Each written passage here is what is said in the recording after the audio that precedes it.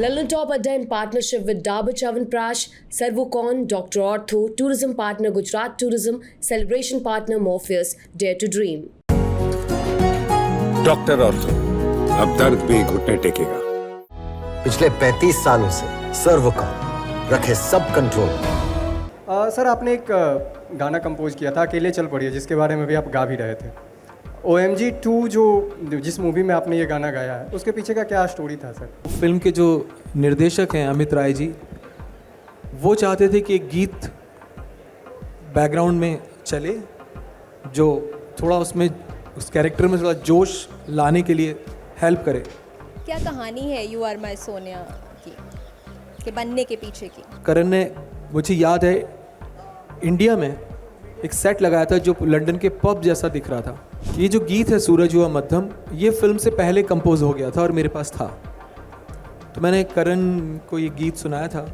बाद में करण का कॉल आया, उन्होंने कहा कि वो उस फिल्म में लेना चाहते हैं ये गीत। करण जौहर के साथ आपका कोई कोलैबोरेशन क्यों नहीं हो पाया? करण को लगा होगा कि कोई और म्यूजिक डायरेक्टर इससे बेहतर है, शायद उन्होंने इसलिए उनको लिया होगा। जब भी मेट के गाने आओगे जब तुम साजना की भी बहुत एक अमेजिंग कहानी है। फैज़ अनवर जी ने ये गाना लिखा था, अब मैंने उनको धुन सुनाई थी आओगे जब तुम साजना की, अपने शब्दों में, और उन्होंने फिर ये लिखा और ये गीत हमने वहीं पे रोक दिया। उसके बाद 10-15 साल के बाद। बहुत बहुत स्वागत है आपका ललन टॉप के इस मंच पर। आपने शुरुआत की थी कह दो ना यू आर माई सोनिया से। उसके बाद वसुधैव कुटुंबकम और रोड टू संगम जैसे हारमनी वाले गाने आपने गाए, ये कंपोज किए हैं। तो ये जर्नी सबसे पहले हम जानना चाहेंगे आपकी कि कैसी रही, यू आर माई सोनिया से वसुधैव कुटुंबकम तक? जी,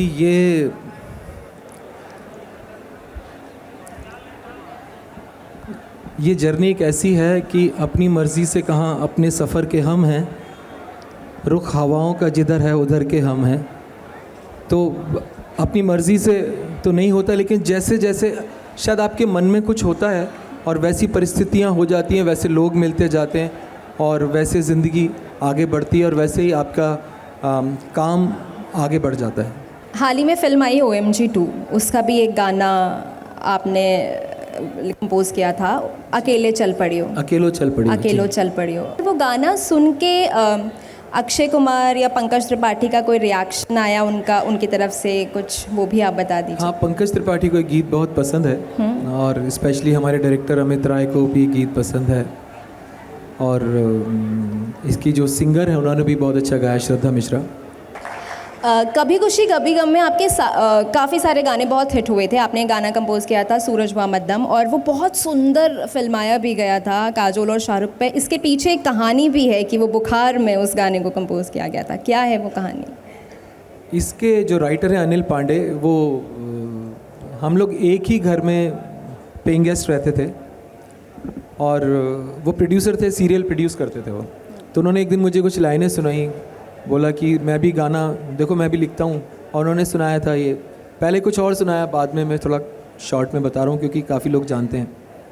तो उन्होंने ये लाइनें लिखी थी, सूरज हुआ मध्यम चांद जलने लगा, बर्फ़ का भी कलेजा क्यों पिघलने लगा। तो जब कोई गीत बहुत खूबसूरत होता है तो उसके साथ दोस्ती करने के लिए, उसके पास जाने के लिए एक ख़ास वक्त होता है जब आप उस मूड में होते हैं, जो आपको लगता है कि मैं इसको अटेम्प्ट अभी नहीं कर सकता है, कब करूं। एक दिन में था, मतलब अकेला था रूम पे, थोड़ा I was not well also, मुझे लगा आज है ये टाइम, एंड देन फिर मैंने उसे कोशिश की और वो गीत आप लोगों के सामने जो शक्ल में बन के आया। तो अच्छा, मतलब आपको बुखार था और उस दौरान ही आपने थोड़ा सा अच्छा, तो ये है कहानी। अभी जुबिन भी आए थे, और बहुत सारे जब हम सिंगर्स से बात करते हैं या कंपोजर से, आर्टिस्ट से स्पेशली जब हम बात करते हैं, तो वो कहते हैं कि वो जिस तरह की कला में उस समय घुसे हुए होते हैं या कंपोज कर रहे होते हैं, वो उस स्टेट ऑफ माइंड में चले जाते हैं, या वो जिस स्टेट ऑफ माइंड में होते हैं उस तरह के प्रोजेक्ट्स चुनते हैं। आपके साथ क्या रहता है? जी, कोई भी जो सृजन होता है किसी भी चीज़ का, वो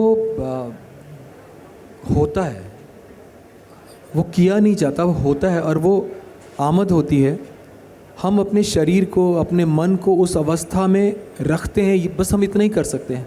हम वो साधना कर सकते हैं जिससे हमारा मन और दिमाग एक उस अवस्था में रहे, और फिर वो अपने आप, जैसे गीता में लिखा हुआ है कि अपने मन को इतना सुंदर कर लो।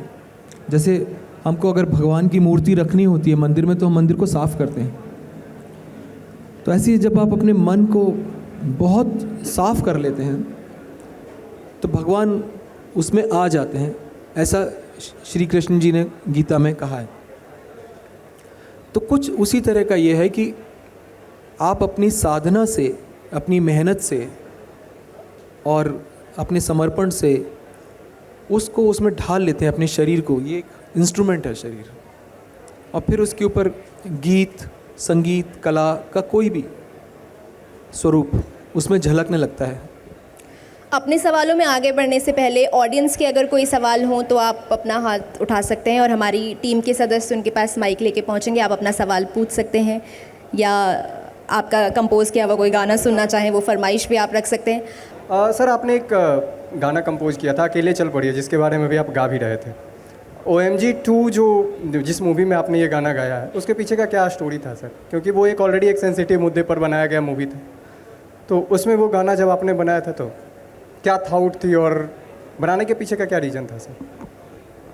जिस वक्त उस फिल्म में जो किरदार है जो पंकज त्रिपाठी जी निभा रहे हैं, वो थोड़ा कमज़ोर पड़ता है या उसको आत्मबल की ज़रूरत होती है, तो फिल्म के जो निर्देशक हैं अमित राय जी, वो चाहते थे कि एक गीत बैकग्राउंड में चले जो थोड़ा उसमें उस कैरेक्टर में थोड़ा जोश लाने के लिए हेल्प करे। तो जस्ट यही था, इतना ब्रीफ था, और हमने कोशिश की जो गीत आपके सामने है। सर, हम सब सपने देखते हैं। सपने देखने के लिए सबसे बड़ी चीज़ होती है सपने देखने की हिम्मत रखना, डेयर टू ड्रीम। आपका वो मोमेंट क्या था जब आपने सोचा कि आपको म्यूज़िक कंपोज़र बनना है और फिर आपने अपना पहला गाना किया? कैसे वो आप तक पहुंचा प्रोजेक्ट, कैसे आपने उसे चुना? मैं इसको बहुत इस ढंग से लेता हूँ कि जब आपको किसी से मोहब्बत हो जाती है और बेइंतहा मोहब्बत हो जाती है, तो फिर अपने आप को आप रोक नहीं सकते, खुद ब खुद होने लगता है और आप आगे बढ़ते जाते हैं। डर निकल जाता है, उसका अंजाम क्या होगा ये निकल जाता है। बस ऐसे ही था। तो संगीत का बहुत ज़्यादा शौक़ मुझे बचपन से रहा है और अभी भी बहुत है। तो शायद उस एनर्जी ने, उस फायर ने, उस मोहब्बत ने मुझे मजबूर कर दिया कि मैं ये कदम उठाऊं। बस इसी तरह से। क्या कहानी है यू आर माई सोनिया की, के बनने के पीछे की? You are my Sonia song जो था, करण ने मुझे सिचुएशन दी थी। सोनिया एक कैरेक्टर है फिल्म के अंदर जो करीना कपूर निभा रही हैं। तो वो जिस तरह की कैरेक्टर थी, और जब ऋतिक पहुंचते हैं लंदन, तो एक पब में वो गीत हो रहा है और बस एक फ़िल्म की कहानी पर ही था। और समीर जी ने उसको फिर लिखा गीत को, कह दो ना यू आर माई सोनिया। तो ये कंप्लीटली फ़िल्म की कहानी पर बेस्ड था। और करण ने, मुझे याद है, इंडिया में एक सेट लगाया था जो लंदन के पब जैसा दिख रहा था। तो उस गीत को उन्होंने बहुत आगे ले गए, बहुत खूबसूरत बना दिया। करण जौहर की फ़िल्मों में सबसे जो खूबसूरत बात ये होती है, one of the beautiful things I would say, कि उनकी फ़िल्मों का म्यूज़िक, उनकी फ़िल्मों के गाने बहुत खूबसूरत होते हैं। वो जनरेशन टू जनरेशन उनकी पॉपुलैरिटी वैसी ही हमने देखी है, बनी रहती है। तो जब आपकी करण से पहली बार मुलाकात हुई थी, तो आपको जो ब्रीफ दिया था, उसके बाद जब गाना बन गया तो उन्होंने किस तरह से रिएक्ट किया? उनका म्यूज़िक सेंस कैसा है? शाहरुख का म्यूज़िक सेंस कैसा है? जी, शाहरुख भाई का म्यूज़िक तो सेंस अच्छा ही होगा, क्योंकि उनकी फिल्मों के गाने इतने। कभी चर्चा हुई इस गाने के दौरान या फिर शूटिंग के दौरान? उनकी मेरी एक चर्चा हुई थी किसी और फिल्म को लेके, शाहरुख भाई के साथ। करण के साथ ये फिल्म की जो शुरुआत हुई कि ये जो गीत है सूरज हुआ मध्यम, ये फिल्म से पहले कंपोज हो गया था और मेरे पास था। तो मैंने करण को ये गीत सुनाया था। बाद में करण का कॉल आया, उन्होंने कहा कि वो फिल्म में लेना चाहते हैं एक गीत, और वहाँ से शुरुआत हुई। तो पहला एक गाना हुआ, फिर यू आर माई सोनिया, फिर दीवाना है देखो, वंदे मातरम, फिर और ट्रैक्स ऐसे होते गए। तो ये गीत था जिसकी वजह से ये फिल्म शुरू हुई। अभी आप शाहरुख के साथ चर्चा की बात कर रहे थे, क्या चर्चा हुई थी, वो किस गाने को लेकर? फिल्म को लेके शाहरुख भाई से मुलाकात हुई थी उसी दौरान। फिर वो फिल्म बनी नहीं आगे, और वो फिर वो बात वहीं ख़त्म हो गई। फिर उसके बाद करण जौहर के साथ आपका कोई कोलैबोरेशन क्यों नहीं हो पाया, या फिर इम्तियाज़ अली के साथ भी आपका कोई कोलैबोरेशन उसके बाद क्यों नहीं हो पाया? इम्तियाज़ के साथ मैंने 2 फिल्में की। नहीं, करण के साथ आपका जो कोलैबोरेशन था वो कैसे नहीं हो पाया? करण के साथ कोलैबोरेशन नहीं हुआ। करण को लगा होगा कि कोई और म्यूज़िक डायरेक्टर इससे बेहतर है, शायद उन्होंने इसलिए उनको लिया होगा। जब वी मेट के गाने आओगे जब तुम साजना की भी बहुत एक अमेजिंग कहानी है, वो फिल्म का मूड एकदम चेंज कर देता है। प्लीज़ बताइए हमारे दर्शकों को क्या कहानी है वो। आओगे जब तुम साजना गीत की कहानी, जब आप 2 लाइनों से आगे लिख नहीं पा रहे थे, आओगे जब तुम साजना अंगना फूल खिलेंगे के आगे आप लिख नहीं पा रहे थे। नहीं, ये गीत इतना ही था। मतलब फ़ाइज़ अनवर जी ने ये गाना लिखा था, अब मैंने उनको धुन सुनाई थी आओगे जब तुम साजना की, अपने शब्दों में, और उन्होंने फिर ये लिखा और ये गीत हमने वहीं पे रोक दिया।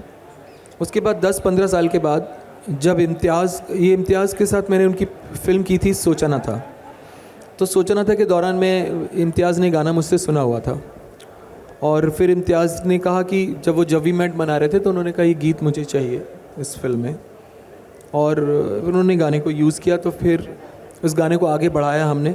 तो उस दौरान कुछ 10 साल लगे या 12 साल, पता नहीं, कुछ लगा। वो गीत का सेकंड हाफ फिर कंपोज हुआ जब वी मेट फिल्म की सिचुएशन के हिसाब से। तो चलिए ऑडियंस के कुछ और सवाल हम लेंगे।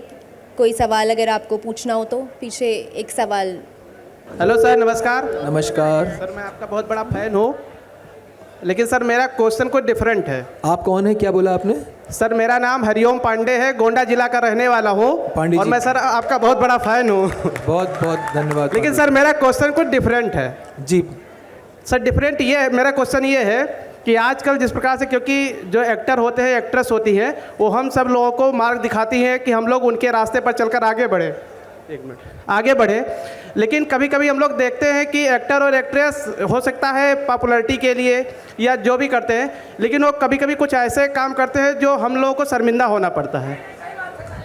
तो मेरा क्वेश्चन ये है सर कि क्योंकि हम लोग उनको बहुत मानते हैं, दिल से चाहते हैं, उनको फॉलो करते हैं, तो क्या वो एक बार हम लोगों की भावनाओं को नहीं देखते हैं कि हम जो ये काम करने जा रहे हैं इससे हमारे फैन पर क्या प्रभाव पड़ेगा? सर मेरा क्वेश्चन ये है, क्योंकि सर यहाँ जो ऑडियंस बैठी है सर, इसमें अधिकतर ऑडियंस का ये क्वेश्चन होगा कि अगर सर किसी का सही या गलत हम चुनने वाले या डिसाइड करने वाले कोई नहीं होते। मैं इसका जवाब मैं आपकी बात का जवाब। लेकिन सर मेरा क्वेश्चन इसलिए क्योंकि मैं डेमोक्रेटिक कंट्री में रहता हूँ, तो अपनी बात रखने का अधिकार हमें भी है, तो मुझे दर्द हुआ इसलिए मैंने अपनी बात रखी। नहीं, आपकी बात बहुत अच्छी है, मैं भी आपकी बात का समर्थन करता हूँ कि ऐसा नहीं होना चाहिए। बाकी हम सिर्फ इतना ही कर सकते हैं, बाकी तो हमारे हाथ में नहीं है। सही है पांडे जी, हम इतना कर सकते हैं पांडे जी, हम अपने आप का रास्ता ठीक कर सकते हैं। हमको अपना देखना है कि हम सही रास्ते पे चल रहे हैं, करेक्ट? अगर हम सही रास्ते पे चल रहे हैं, वो ही बहुत मुश्किल है यार। तो इधर उधर नज़र मारना, तुम गलत कर रहे हो, तुम ये कर रहे हो, उसके लिए अलग लोग हैं। ऐसा मुझे लगता है कि हमें अपना रास्ता ठीक कर लें इस जन्म में, वो ही बहुत बड़ी बात है। जी, thank you so much sir, आप आए, आपने हमें समय दिया, हमारे इस मंच का हिस्सा बने। Thank you so much. Thank you.